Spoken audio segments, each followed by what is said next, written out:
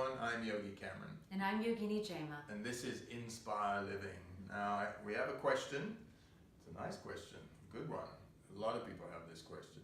I have a question regarding trusting others in a relationship and having experienced deceit in a previous one. I want to be able to trust, but always there is a voice in my head saying, beware and protect yourself. Very common issue. You know, we don't want a broken heart, so we protect ourselves. But what are we really protecting ourselves from, right? Is it the mind? Because everything's in the mind. It's not really the heart. The heart is open, the heart is loving, the heart is trusting, the heart is very like this. And the mind is the one that goes like that. So first make the differentiation between the mind and the heart. The heart is always forgiving. It loves and forgives and it wants to go forward. The mind is the one that says, watch out, no, danger, horrible, I like it, I hate it, let's not do it, let's jump in. You know? It's constantly doing that. But one of the things I think will help you out is, how long has this been going on? And who passed this kind of thinking on to you?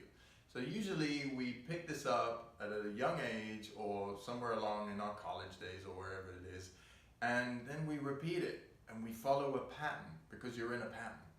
And you need to break that pattern, but you still need to know where it came from, the root of it. Because if that root is in your head and somebody told you about it and you have that in somewhere in your subconscious, no matter what you do and all the best intentions you have, you won't be able to move forward because you haven't dug that root of sort of deceit and untrusting anybody.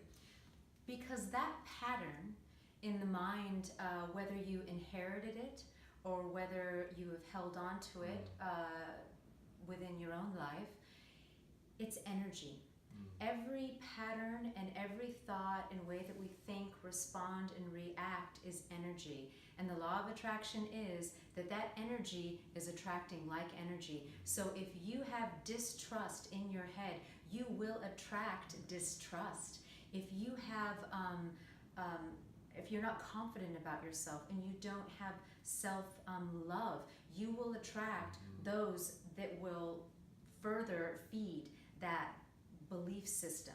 So what you want to actually do is that if you are scared and you don't want to trust again and you feel uncomfortable, absolutely move forward, because that discomfort is actually when you change the patterns. I always encourage people, do what makes you feel uncomfortable, especially in relationships and in love, because that gives you the opportunity to start a new pattern, a positive one and a loving one. So use that discomfort that you're feeling 100% and change those patterns in the mind and in your life and in your relationships.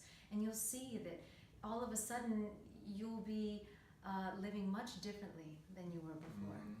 Yeah, and I'll add on to that something which I hear a lot is it's safe. This is a safe zone, and that kind of speech people talk about. Sometimes it's not. And that discomfort that you're going to feel is because it's not safe. And you're going to overcome it. Why? Because you are feeling safe within you, right? It's like going into the water and maybe it's a little choppy. You know, it doesn't mean you can't go for a little swim or have a dip. And everybody's saying, oh, watch out, you know, there's sharks and you're going to drown. And that's feeding into somebody else's fear. You have to make your own judgments based on your own experience and what you know, and also, you know, some intelligence.